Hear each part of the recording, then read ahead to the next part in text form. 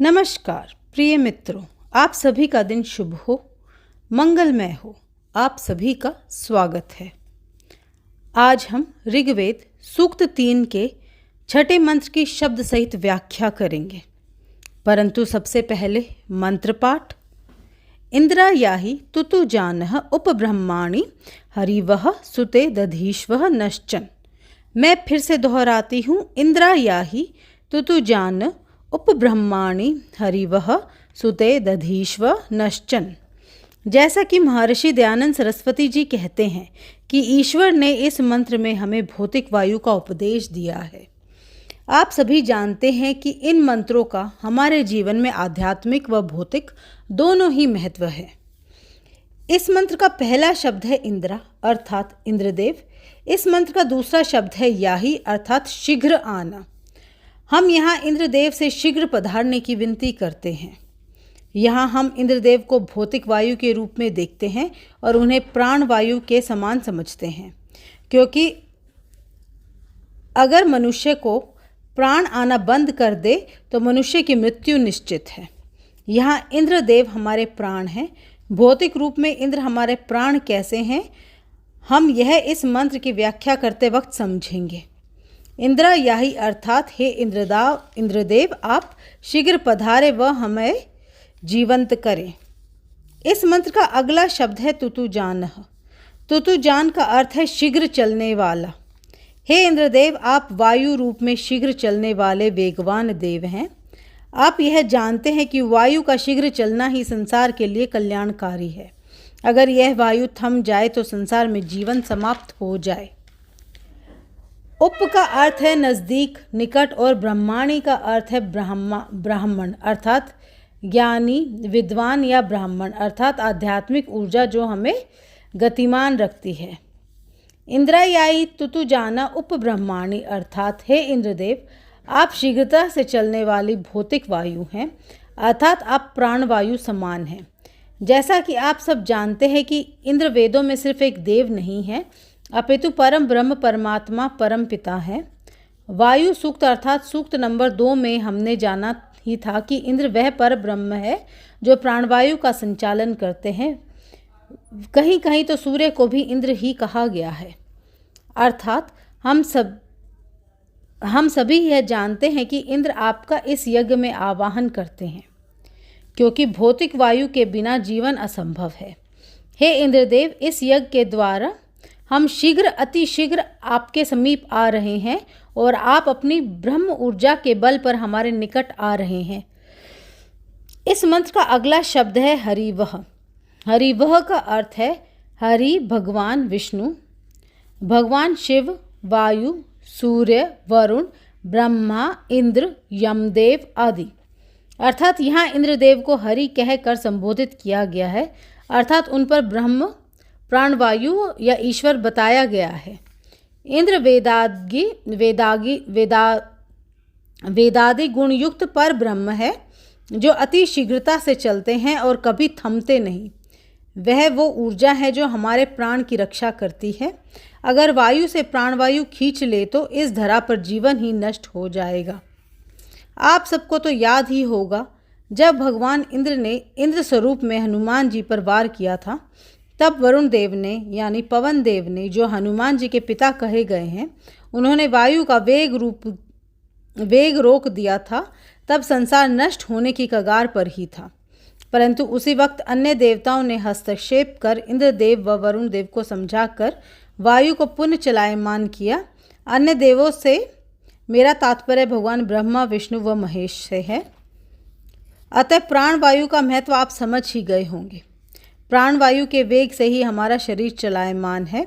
जो हमारे शरीर के भीतर प्राण हैं, उन्हीं प्राण की वजह से यह शरीर सभी क्रिया जैसे खाना, पीना, पकाना, चलना आदि कर पाते हैं।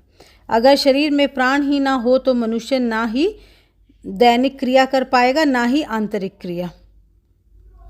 जैसे शरीर में रुधिर, खून का बहना, तमाम आंतरिक अंग जैसे हृदय, फेफड़े आदि भी काम करना बंद कर देंगे। प्राण का महत्व समझते हेतु इति हमारे ऋषियों ने इंद्र को यह पर ब्रह्म परमेश्वर व भौतिक वायु के रूप में संबोधित किया है। मैं फिर से दोहराती हूँ, प्राण का महत्व समझाने हेतु ही हमारे ऋषियों ने इंद्र को यहाँ पर ब्रह्म परमेश्वर व भौतिक वायु के रूप में संबोधित किया है। इस मंत्र का अगला शब्द है सुते। सुते का अर्थ है उपज, उत्पाद, पैदा करना, जोर देना, उत्पन्न करना, सहन करना। सुते का एक अर्थ पुत्री भी होता है। यहाँ इस मंत्र में सुते का अर्थ उत्पन्न करना है, उपज है, पैदा करना है आदि। महर्षि दयानंद सरस्वती जी कहते हैं कि सुते प्रत्यक्ष उत्पन्न वाणी के व्यवहार में, अर्थात हे इंद्रदेव, यह प्रत्यक्ष वायु का ही प्रभाव है कि हम बोल पा रहे हैं। वायु के प्रभाव से ही वाणी उत्पन्न हो रही है और इस वाणी से हम वेदों के स्रोतों को अच्छी प्रकार धारण कर सकते हैं। वह इसका उपयोग अपने जीवन को सुखद बनाने में कर सकते हैं। जब हम वायु के प्रभाव से वाणी उत्पन्न कर इन स्रोतों का पाठन करते हैं तब हमारा भौतिक व आध्यात्मिक ज्ञान बढ़ता है।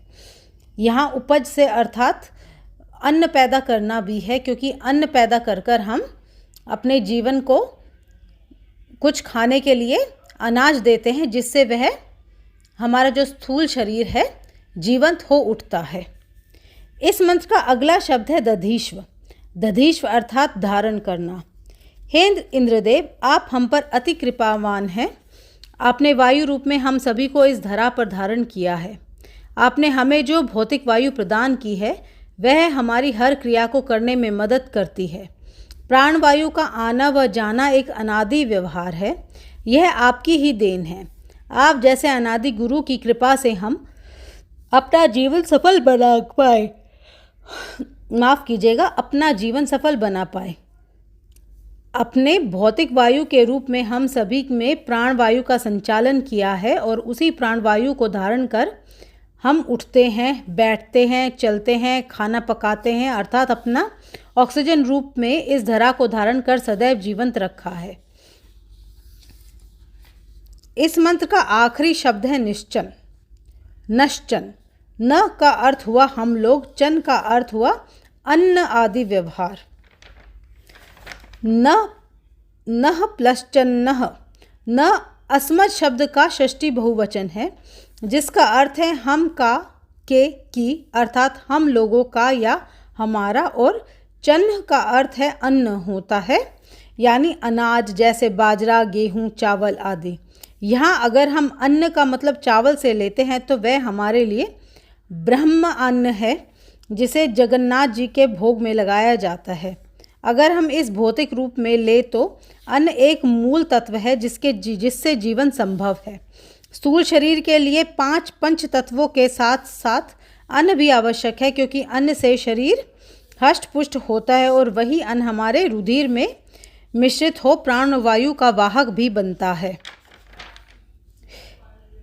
इस मंत्र का अर्थ हुआ कि हे इंद्रदेव, आप भौतिक वायु के रूप में हमारे शरीर में प्राण रूप में स्थित हैं तथा आपकी इस भौतिक उपस्थिति के कारण ही हमारा शरीर हर कार्य आसानी से कर पा रहा है। जैसा कि भावार्थ में लिखा है कि शरीरस्थ प्राण है, वही सब क्रिया का निमित्त होकर खाना, पीना, पकाना, ग्रहण करना और त्यागना आदि क्रियाओं ये कर्म का करने तथा शरीर में रुधिर आदि धातुओं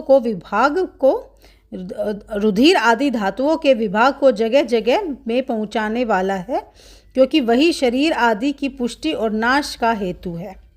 अर्थात हे इंद्रदेव, आपने इस भौतिक शरीर को धारण करने हेतु वायु व अन्न का ज्ञान हम मनुष्यों को दिया। आप धन्य हैं। आपने हमें इस धरा का अर्थ समझाया। आपकी ही कृपा से हम पर सदा बनी रहे, यही हमारी पूजा का अति उत्तम फल है। आपने इस धरा को जीवन धारण करने के युक्त बनाया और आप धन्य हैं। आशा करती हूँ आप सभी को यह व्याख्या पसंद आई होगी। इस मंत्र के आखिरी 2 शब्द शिक्षक राकेश जी की मदद से मैं आप सभी को समझा पाई। वह संस्कृत के शिक्षक है और मुझे यह आखिरी के 2 शब्दों का अर्थ अच्छे से समझ नहीं आ रहा था, परंतु उन्होंने मेरी मदद की, उन्होंने मुझे इनका अर्थ समझाया, तभी मैं यह व्याख्या पूरी कर पाई। आप सभी को अगर मेरी व्याख्या पसंद आई हो तो कृपया मेरे चैनल को लाइक व सब्सक्राइब करें। आपका एक लाइक और एक सब्सक्राइब मेरे बहुत मदद करेगा, और जितना हो सके आप चाहें तो और लोगों को भी धर्म का ज्ञान प्राप्त हो, इसलिए आप मेरे चैनल को और लोगों के साथ शेयर भी कर सकते हैं। आपका बहुत बहुत धन्यवाद।